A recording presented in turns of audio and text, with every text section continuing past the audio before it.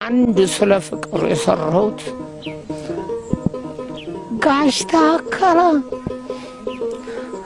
قاشتها كلا أرقاشتها كلا يهنقلف ما دلونا بصوتها قاشتها كلا كتن يهبت مدبهوني صمم الله قال عمروت ستامس السقاي የሚሞቀው ሞቆ የሚያብጠው አባብጦ እንደበሰለ በግንጀ ስቅዝ አርጎ ይዞኝ ፎይ ሳልል ፈርጦ ሁለመና አካሌ በጭንቀት ወጠራ ድንገት አባነነኝ ጋሽ ታከለ ኧረ ጋሽ ታከለ እያለ ሄደኝ ሰው ሲጣራ አራለሁ አልኩና ከመደብ ወርጄ ስቤ ተላዩ ላይ የበሩን ተዋጋ ደጁን የጭንቁር ባይ ቀየው ጭፍና ጨፍኖ ካፊያው ያካፋ አይመስልም የነጋ ከደረብኩት ኩታ ዘልቆ ቁር ቢቆረኝ በወጉ ልሸክፍ ከደፉ እንደቆምሁኝ ያነቃኝን ታላቅ ማን እንደተጣራ አሁን ነብሰሃላ ስትለይ ለየኋት ያያፈንቴ ልጅ ነች ለካ ታዛው ስር ተጠለለ አንወራ የሟች አባት ወዳጅ አያፈንቴ ማለት አገር ሁሉም ያውቀው ባለጅናም ዱላ አንድም መካች አልቦ ተወደደ መሬት አድርስ ተጠላ ለገና ለጥንቀት በየበዓላቱ ላይ ሰንጥቆ ሲጥላ ይቻሉ ስንቱን ወንድ ነኝ ባይ ታዲያ ወልዷል ልጅም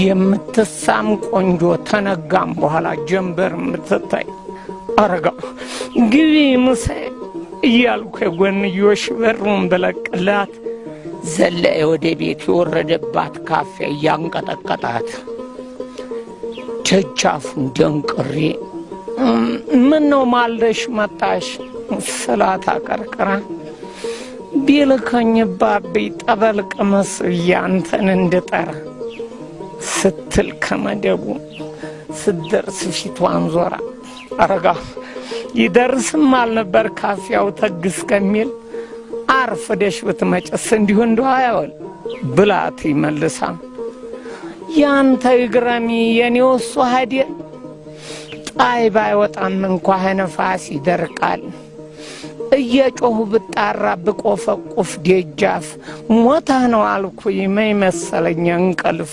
ብትለይ መልሳ አወይተኛ አንቺ ሲደብት አንዳንዴ ብራቅጣ ገብ ይወድቅ ይሰማል ሆዴ በይነ ጠላውን አምጪው ላይ ስቀል ጥፈፍ ይበል አልኩና ባነሳው የራሰውን ነጠላ ወለል ብሎ ታየኝ ተጅግ ገዝቶ ገቧ ጣይ መሰሉ ገላ አንደበቴም እኔም እንደተሳሰሩ አይኖች ታው ላይ እንደወደቁ ቀሩ የግድን አይኖችን አቀንቼ ባያት ትፈቅድ እንዲሁ የኔ እንደፈቀድኳት የውስጤን አውቃብኝ ሰግቼ እንዳልተዋት ሸልቀቅ ብታረገው ሀጫ በረት ጥርሷን እንደበቀል ወሸት ማማሩ ቀረና ልክ አባቷን ወርሳ ፊቴ ድቅና ለዱላ ይዞ ሲዝት የአባቷ ዛቻና የእሷ ገላ ደግሞ ውስጤ ሙግት ገጥመው እወዘወዝ ጀመር እያልኩ ሊያዝ ልተው ፈገግታዋ ሲጣል መርበትበቴን ስታይ አባቷም ገለለ ሄደ ፊቴ ላይ ምነካ እያለ ስትጠይቀኝ ቀርባ የሟሸሸው ነቃ የበረዴው ሞቀ ፊት ቦታው ገባ ተነሳውበት ተመሳቀለ መደብ መኝታ ስስባት ተስባ ወደቅና ለበስን የኔዋን ኩታ የመደብ ወጌሻ አልጋ ላይ ሐኪም ነች እንዳንዳንድ ቀን ጀንበር ብግንጅ ታፈርጣለች የልባችን ሞልቶ እኔም ተለባበስ እሷም ተተካክላ ያ አይለኛ ልጅ ያያፈንታውን የባለጅና አምዱላ ሀደይ ተመልሳ ሁለቱን አድርሳ ለስጋም ለነብስም ጠበል ቅመስ ብላ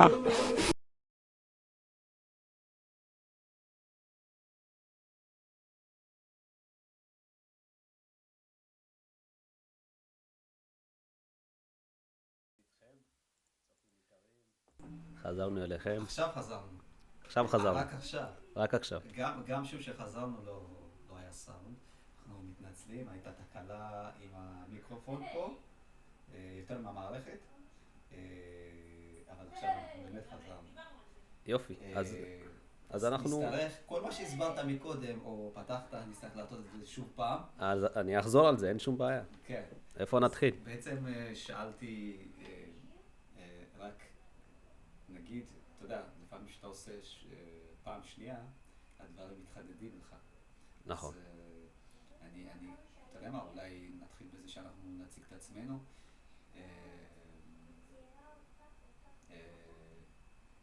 מי אנחנו בתוך הבשנת, ומתי הקמנו, והתוכניות הראשונות שהתחלנו לעבוד. ומשם אנחנו נוכל להסתכל קדימה, לאן אנחנו רוצים ללכת. אני מסכים. עם זה, אנחנו צריכים לזכור שהתוכנית היא באמהרית, ונצטרך לדבר באמהרית. נכון. אנחנו נשתדל. קודם כל, אני חייב לציין שהצופים שלנו לא רק דוברי אמהרית, אלא גם דוברי עברית. אנחנו ננסה לשלב כדי שמה שאנחנו עושים כאן יגיע בעצם לכל היעדים, לכל הגילאים, שזה מאוד חשוב. ואני בטוח שזה... הערים גם שיש בישראל ובחו"ל שאנחנו... וגם מחוצה לו, כמובן. כן. כמובן. אז נתחיל איתך, בבקשה. አማርኛ እሺ እንግዲህ አማርኛ ነው በአማርኛ ከሆነ ማክሽ ምን ችግር የለም እንግዲህ እንደሰማችሁት ከአሁን በፊት የተነጋገርነው ያው እንግዲህ በመጀመሪያ እኛ ማን እንደሆን እናስረዳለን ከዛ በመቀጠል ወደፊት የምናደርገው ፕሮግራሞች እንወያያለን በመጀመሪያ እንግዲህ ስማችንን ከአሁን በፊት ከአንዳንድ ፕሮግራሞች ጽፈው ያሉ ማን እንደሆን ግን አያውቁንም። አዎ ይህ እንግዲህ ጥሩ እድል ነው። በመጀመሪያ ስማችንን ማንነታችንን ተናግረን ብንጀምር ማለት ነው። እስኪ ባንተ ጀምር። እሺ እኔ መኳንንት እባላለሁ። አዎ መኳንንት እባላለሁ። ያው ሀበሻነት መስራት የጀመርነው ያው 2 አመት በላይ ይሆናል። ሀሳባችን የመጣው ከዛ ቀደም ይላል ግን ያው ሁኔታቸውን ለማቅረብ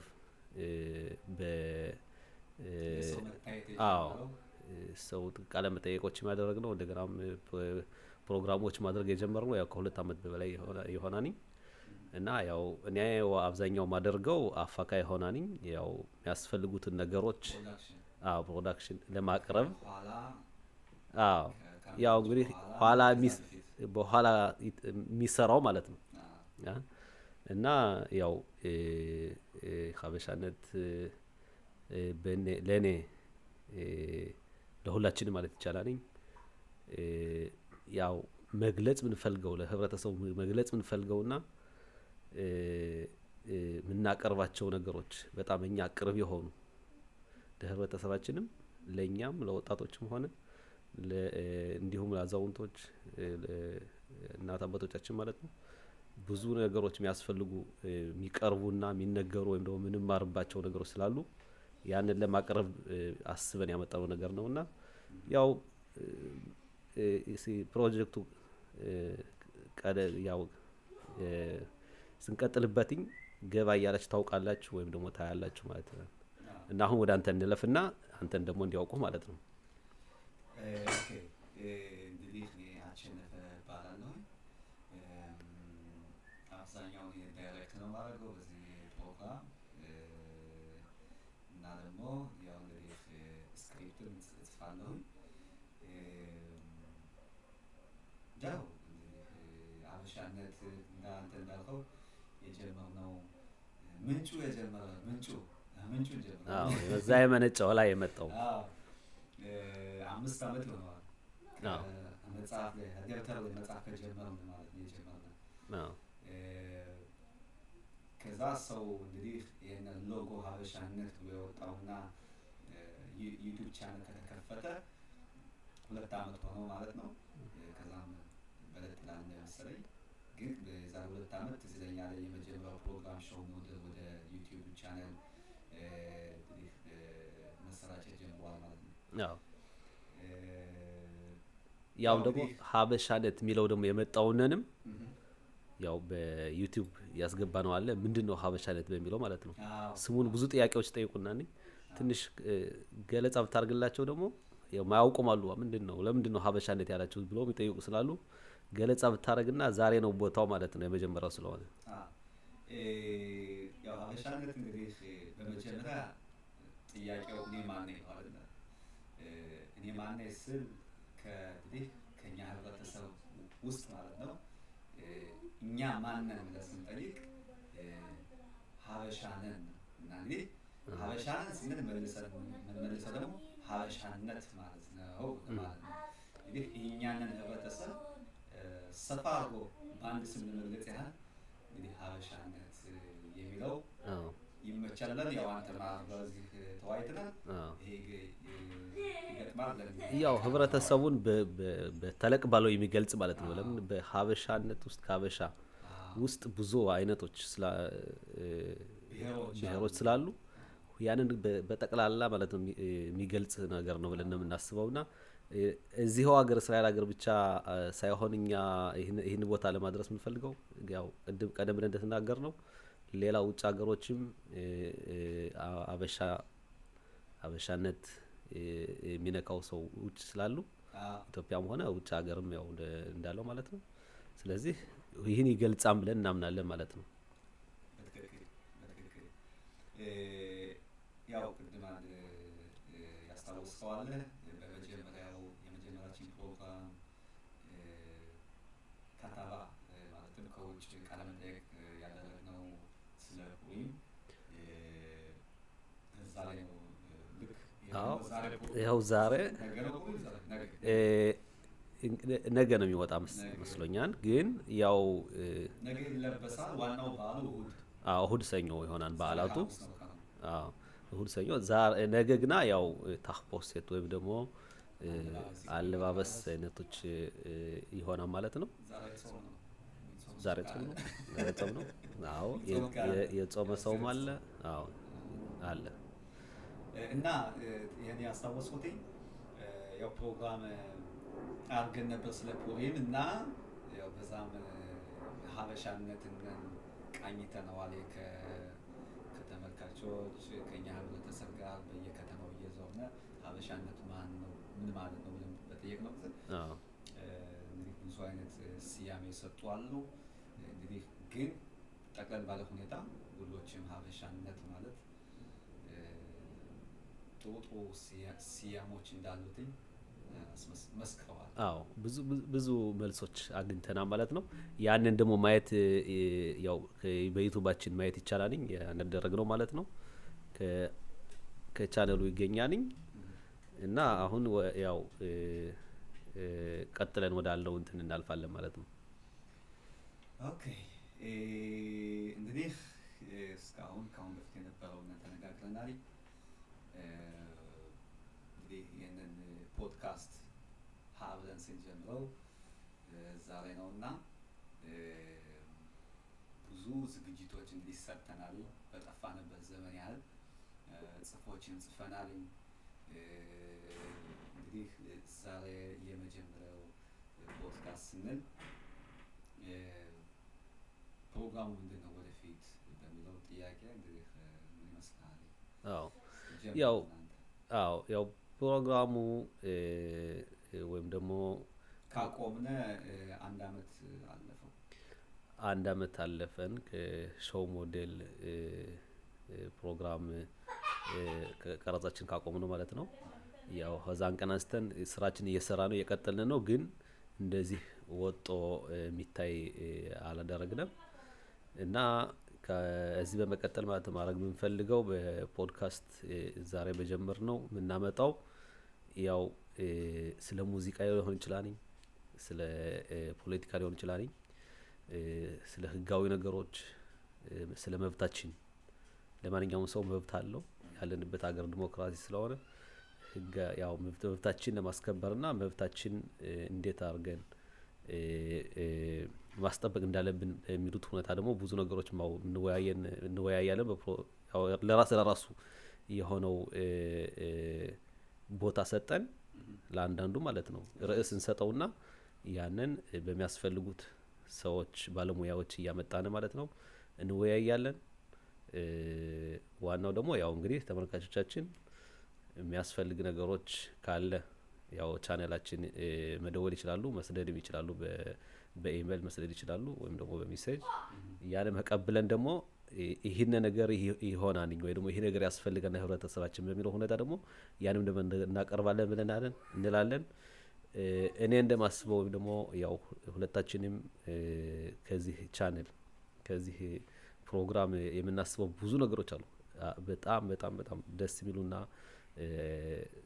እንደ ይሄን ነገር እንዴት አላደረግንም እስከዛሬ የሚያስብሉ ነገሮች አሉና ያው ተመልካቾቻችን ሁሌም እንዲያዩና እንዲከታተሉ እጋብዛቸዋለሁ። ትክክል ነው። እንግዲህ አንተ እንዳልከው ርዕሶችን በሁለት ማካፈል ይቻላል።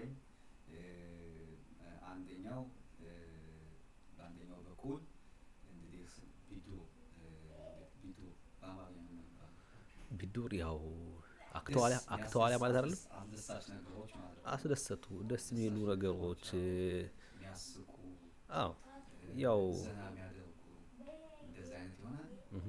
በሁለተኛው በኩል ደግሞ ለእኛ ያግዛሉ፣ ለህብረተሰቡ ለእኛ ያግዛሉ፣ ማወቅ ይገድፋል የሚለውን አስተማሪ ነገሮች የሆኑት ነገሮች ማለት ነው። አዎ ያካትታል ማለት ነው። እንግዲህ ካልከው መደጋገም አልፈልግም። አንተ ያልካቸውንና ያው እንግዲህ ባለሙያዎች ነን በዚህ አዋቂ ነን የሚሉትን ሁላ እያመጣን እዚህ እንነጋገራለን ማለት ነው ከነሱ ጋር። አዎ የተረሳ ነገር አለ? አይ ያው እንግዲህ ሌላው ምንድነው ብዙ በህብረተሰባችን የሚደርሱ ወይም ደግሞ ችግሮች ሊያጋጥምን ይችላሉ። በእነዛ ነገሮች ደግሞ ያው አሁን ባለፈው 2 ሳምንት 3 ሳምንት ሆነ መሰለኝ አይደለም ሃይማኖት ካሳው የምትባል ህፃን ጠፍታ በጽፋት አካባቢ እስካሁን አልተገኘችም እና እንደዛ አይነት ነገሮች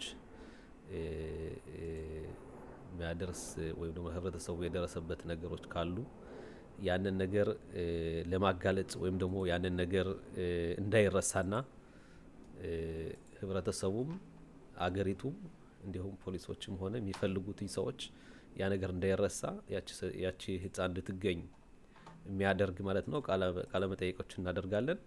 ያው የሚያሳዝን ነገር ነው። በጊዜ እርዳታ መልሳ ወደ ቤተሰቧ ምና ያደርገን እላለሁኝ። እስካሁንም እየፈለጉ ነው። ይሄ ደግሞ ያው እኛ ከህብረተሰብ ሁላችንም እያንዳንዱ ማለት ነው እንትን አለን ምንድነው በዩኤስ የሚባለው አኽራዩት አለን።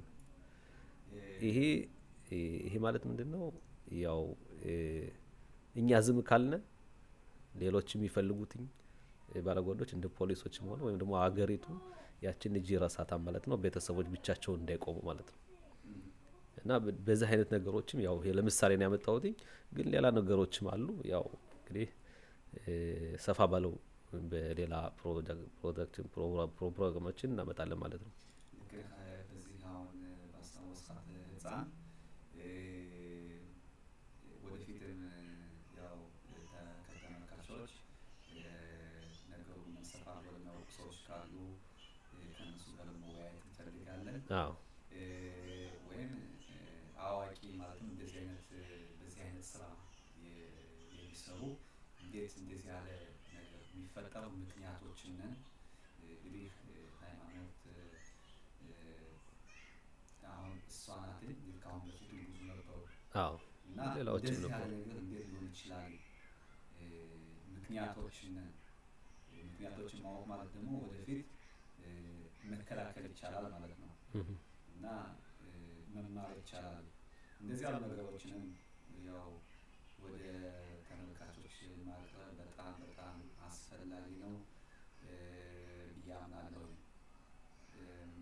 በጣም ብዙ ሰዎች አስደንጋጭ የሚያስፈራ ማለትም በየት እንደሚመጣ ይህ አይነት ችግር በየት እንደሚመጣ የማይታወቅ ነገር ስለሆነ ይሄ እንግዲህ እኛ እንዴት በዚህ አይነት መማር እንችላለን፣ እንዴት ማገዝ እንችላለን ከህብረተሰብ ማለት ነው።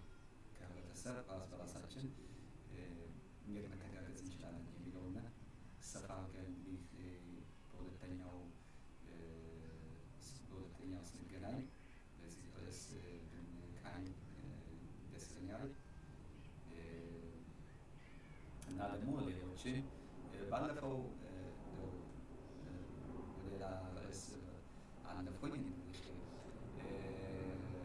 ምርጫ ነበር። አዎ እንደሱም አሉ።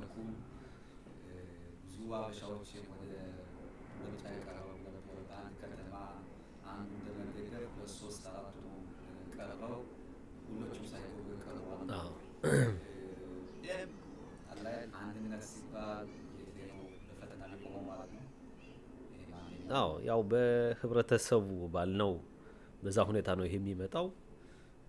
ትምህርት ባልነው ደግሞ ይሄም ይሆን ይችላል። ያው ትምህርት ስንል በሚያስተምሩ ነገሮች ስንል አንድነት መሆን ደግሞ ያው ትምህርት ነውና ዋናው በፖለቲካ ውስጥ ትንሽ ገባ ካለ የኛ ህዝብ የኛ ህብረተሰብ በምርጫ ላይ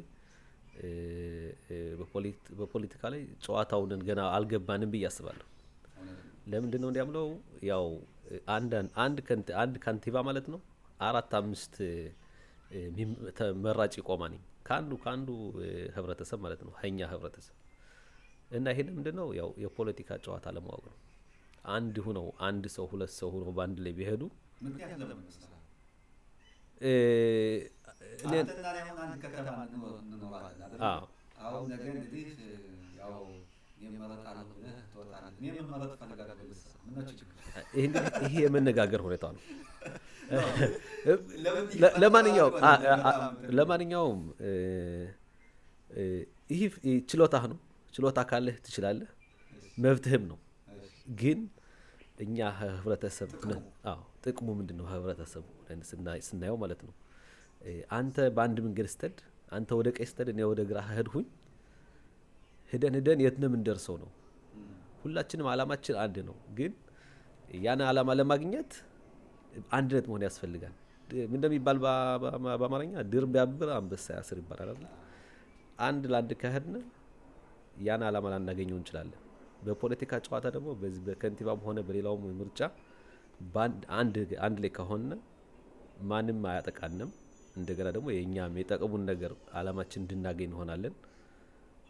እና እኔ እንደሚመስለኝ ያው አለመነጋገር ይመስለኛል። አሁን ትሎኮ አላማው አሁን አንተ ትለው ምንድነው አላማው? ወደ ከንቲባ ምርጫ ስትገባ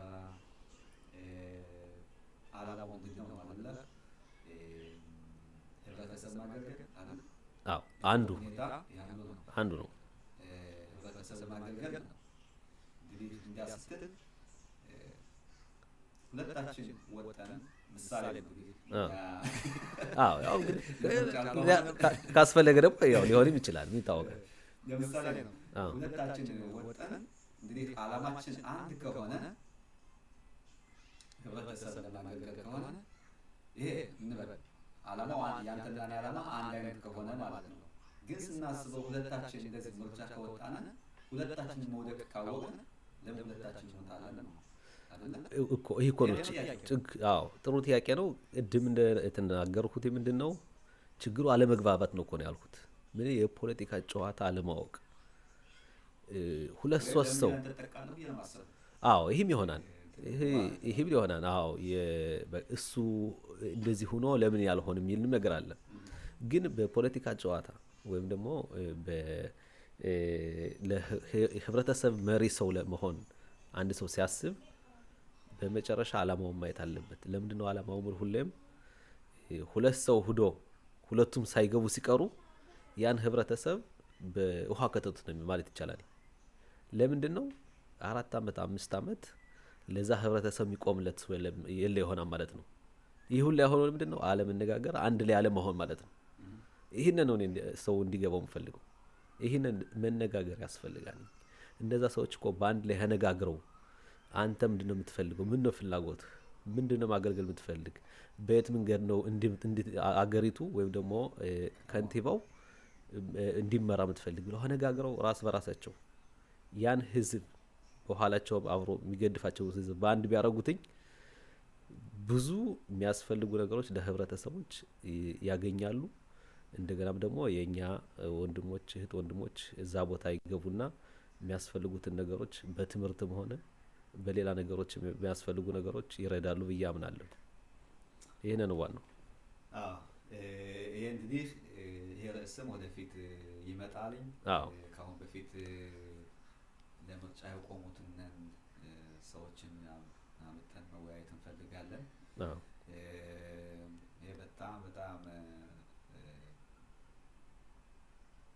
ዋገን መማር ያለብን ከዚህ አንድነታችንን የሚያሳይ ፈተና ነው። ያው ስለነን ዋገን መወያየት እንፈልጋለን። ከዚህ በመቀጠል ደግሞ ስለ አሊያ ደግሞ ስለ አሊያ መነጋገር እንፈልግ ወደዚህ ሀገር ለመምጣት አዲስ አበባና ጎንደር ለሚጠብቁትኝ ስለዚህ ርዕስም እንወያያለን። ይሄም ያው ይሄ ርዕስም የታወቀ ነው፣ ለሁላችንም የታወቀ ነው። ያው አሁንም ቢሆን አሁን አንተ እንደጠቀስከው አዲስ አበባም ሆነ ጎንደር የሚጠብቁ ብዙ ወገኖቻችን አሉ። በሆነ ባልሆነ ውሳኔዎች ከ20 ከ30 ዓመት ተፈናቅለው የሚኖሩ አሉ እዛ። አሁን ያሉበት ሁኔታ እዛ ጦርነት ነው ያለ፣ ራብ አለ፣ በህመም ይሞቱ አሉ። አሳዛኝና በጣም የሚጸጽት ሁኔታ ነው ያለንበት አሁን እና ይሄንን ደግሞ ሰፋ ባለ እናወራለን። ያው ትንሽ መመለስ ፈልጌ ነው በቅድም በጀመርነው ርዕስ የተመረጡ እህት ወንድሞች አሉን፣ ብዙ ባይሆኑም 3 ነው 4 ማውቃቸው አሉ። እንደገና ደግሞ ያው እነዛ ውስጥ ደግሞ እናመጣለን እንዳልከው ያው እናመጣለን ብዬ መናገር ፈልጋለሁ። የሚሰሙት ማለት ነው ማንም ሳይመረጥ ቀረ እንደ ራስ በራሳቸው ይተጣሉ እንዳይሉ ብዬ ነው። የተመረጡም አሉ፣ ጥሩ መንገድ የያዙም አሉ ማለት ነው። በከንቲባ በኩል ያለው እና ያው ስለ አሊያ ወይም ደግሞ ወገኖቻችን ገና መምጣት ባሉበትኝ ሰፋ አድርገን እናወራለን በሚቀጥለው ማለት ነው። ኦኬ። ከዚህ በተረፈ ደግሞ ያው እንግዲህ አሁን ያለችበት እስራኤል ሀገራችንን በውጊያ ሁኔታ ነው ያለው። በጦርነት እና በዚህም ርዕስ አንዳንድ ወታደሮቻችን ወንድሞቻችን ሄደው ተዋግተው የነበሩትን ከነሱም አመጣን መወያየት እንፈልጋለን። ያው እንግዲህ ያዛ ጦር እንደተከፈተ ስንት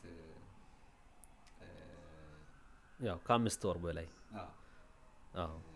ያው አገሪቱ በጦርነት ያለችበት 5 ወር በላይ ሲሆን እንዲህ ግን ከዛው በፊት ደግሞ መናገር የምፈልገው ምንድነው ብዙ እህት ወንድሞቻችን እኛ ህብረተሰብ ሆነ በተክላላ ያገሪቱ የሞቱ አሉና ነፍሳቸውን ይማር እያልን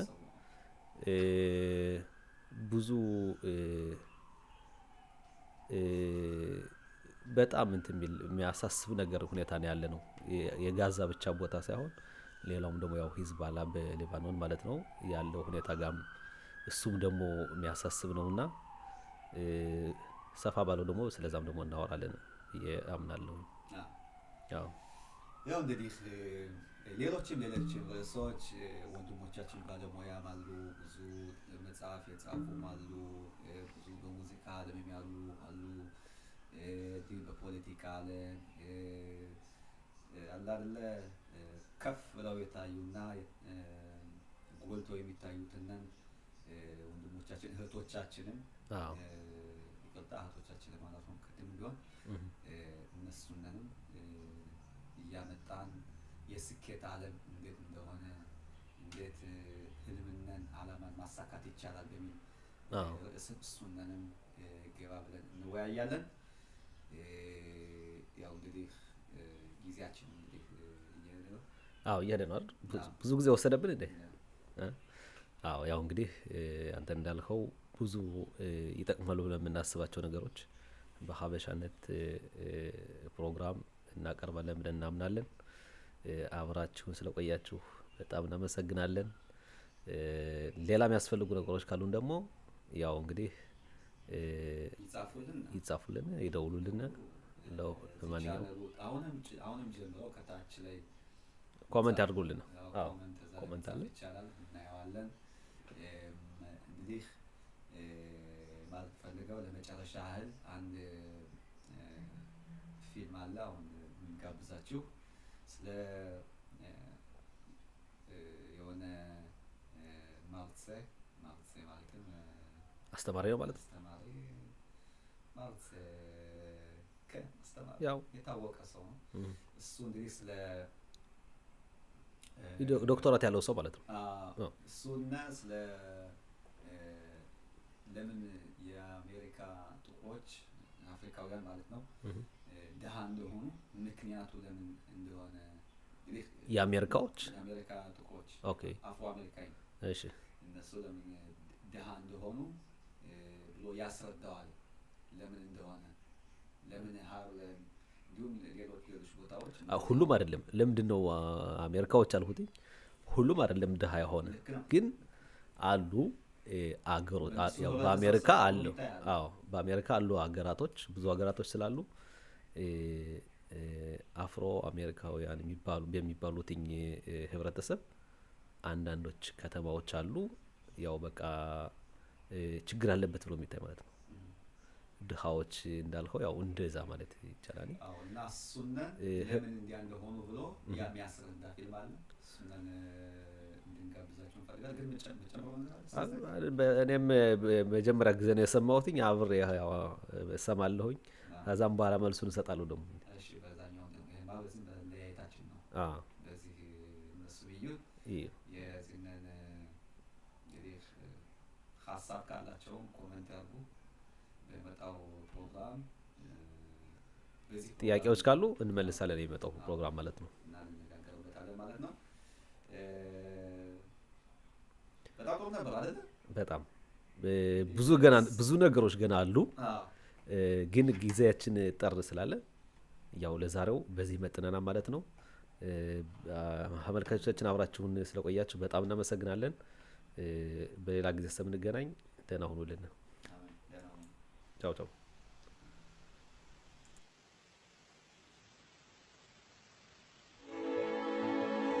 Only people want to practice socialism is black folk.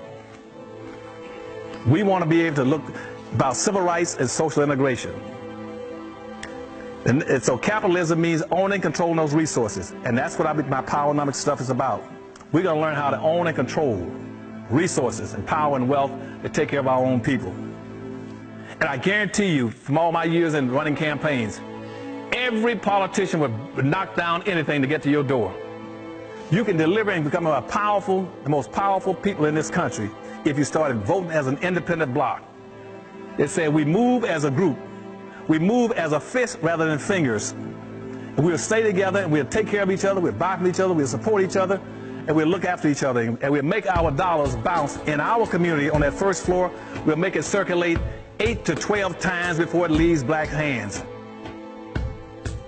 You're powerless. They know the only thing you're going to do, they shoot 20 blacks tomorrow. The only thing you're going to do is go out and march. That's all you're going to do. They know that. You have no power and wealth.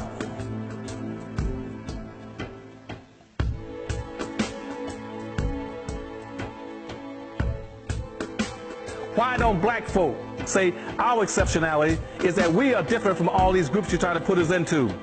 So how can you let somebody put you in a bag with all these other groups when they don't have the experiences you have and have been treated the way you've been treated?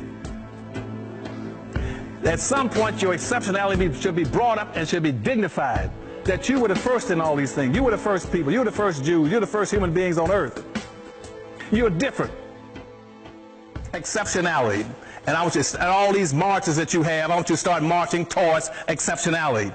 And so we're going to get into that. But first, let me say, I don't want to deviate from what is customary that I do whenever I come to one of these occasions. That is to try to give you a status report on black people in America. And let me tell you up front, you are not progressing.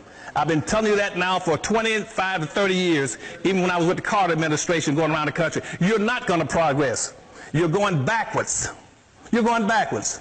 The only people, blacks in America, are progressing are those who are locked into a vein called entertainers. If you're an entertainer, what you're telling white folk is that you are safe as a birth control pill. There ain't nothing going to happen. You're not going to do anything for black folk. If you're running with a ball, joking, telling jokes, singing, dancing, that's safe. White folk, that doesn't frighten white folk. They'll give you a television show. They'll put you on 10 television shows. They'll make you a host of a television show. They'll let you broadcast every sport event. As long as you don't address any issues dealing with black folk and the problems that black folk have. And so when you all see all these blacks on television, read about them in the newspaper, those blacks have been classified as being 20 times safer than the birth control pill. There ain't nothing going to happen for black folk. And so this morning, I want to let you know that you are not progressing. You're not progressing. And first and foremostly, social integration has failed. Get that through your head. Social integration has failed. As a matter of fact, you lost in social integration. You didn't gain anything. You lost everything you had. Any black person here in this auditorium today that's more than 50 years of age can tell you what you used to have. You have nothing now. You used to have theaters and bus companies, cab companies. You used to have almost everything that whites had. But now you have nothing. Why? Because, see, social integration is a weakening process. It is not designed to empower you. Powernomics might be, but social integration is not. You cannot integrate anything you cannot empower anything by integrating it. You weaken it. And in social integration in this country, what social integration did was make you a guest. You became a guest in what other people own and control. And any of you know that once your guest has been with you for 2 or 3 days, you want to get rid of him. We are guests. You don't own any hotels. You don't own anything of value in the country. That's why everybody's been pushing social integration. That's why you no longer have communities. You used to have decent communities. In every black city in America, I used to be able to go to any city and find a black neighborhood, not a neighborhood, those days were communities.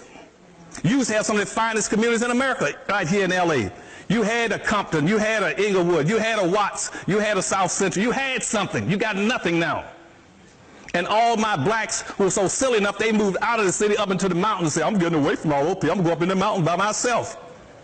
And you turn over the city to the people you're competing against.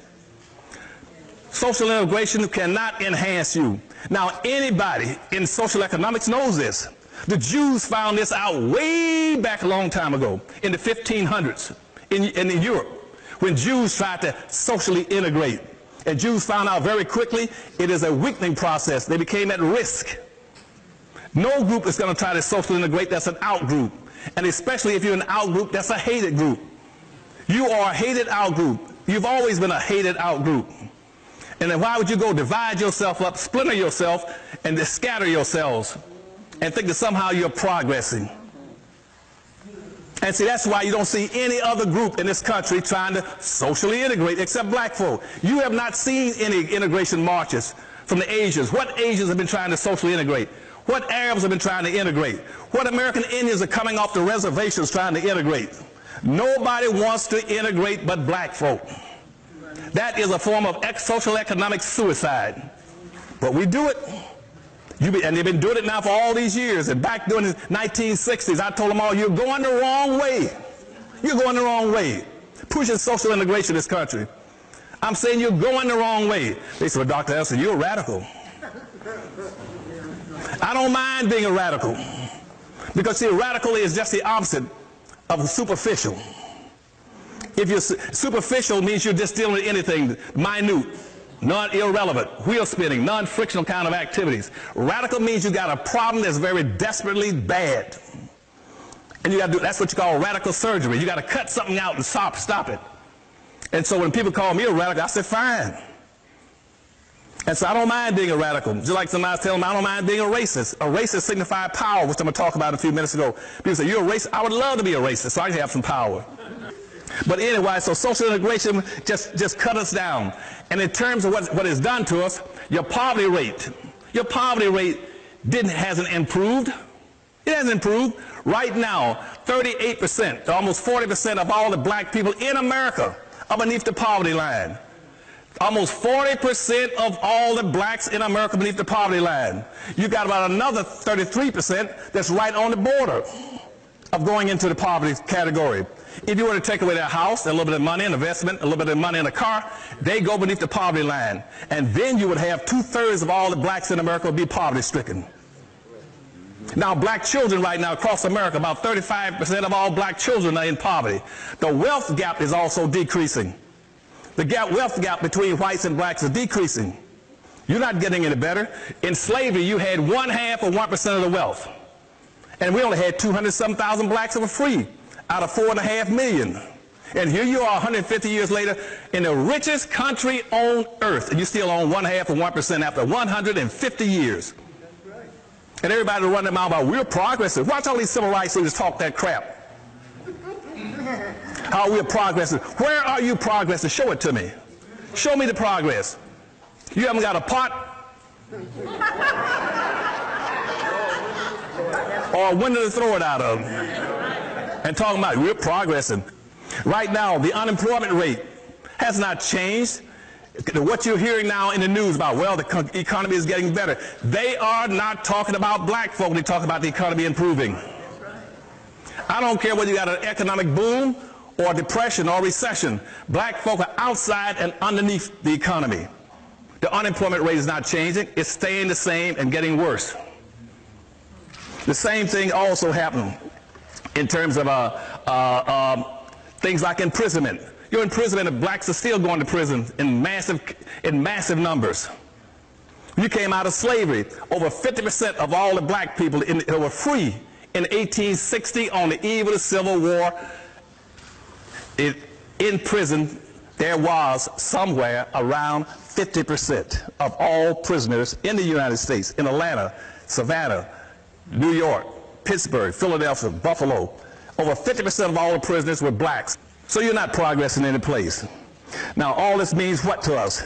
It means that black folk don't have the wherewithal to be a competitive people.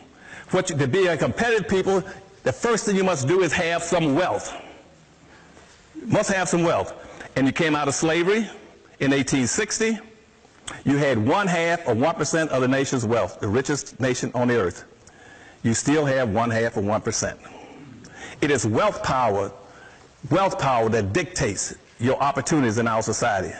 It is wealth power that teaches you what you can do and what you can't do. Forget about civil rights and social integration. You try going down to the Ritz-Carlton tonight and tell them, I want one of those $1,000 room nights, one of those hotel rooms tonight. Give me a $1,000 room. And I want lobster and everything, every 20 minutes of steaks, filet mignons. And they say, how are you going to pay for it? You say, I'm going to pay for it through civil rights and social integration. And they'll probably throw you off the top floor of the building. What decides your opportunity in the society is what you own and control. That's the bottom line of it. And in Detroit, Michigan, using that as an example again, the governor there has already set up in movement a system where he wants to go to the President of the United States, Obama, and ask him for a green card system where he can start importing Chinese from China to make Detroit, Michigan the biggest Chinatown in the United States. Even though that city had a 90% black population, they're going to bury blacks in Detroit. Arabs own 90%. 90% of all the businesses in the city of Detroit are owned by Arabs. Arabs and 90% black population must go to the Arabs to get what they want in terms of food, medicine, clothing, because they own they own out of the gas stations. You got 146 gas stations in Detroit, Michigan. Arabs now own 144 in a black city. Blacks own 2 gas stations out of 146. You own nothing. The rest, the hotels, are owned, and the 7-Elevens are owned by Indians. Asians are owning the laundries. The laundries. They're owning the hair and wig shops, the nail shops. Blacks own nothing in a 90% black city. And that's why now Detroit went into poverty. They say, yes, Dr. Anderson, we admit in this town that we have an Asian town, a Chinatown, a Pole town, a hockey town, a Cork town, a Mexican town, and a Greek town, but it's racist for you to try to do something for black folk, to build a black town. And guess what the black leadership said? They sure is right.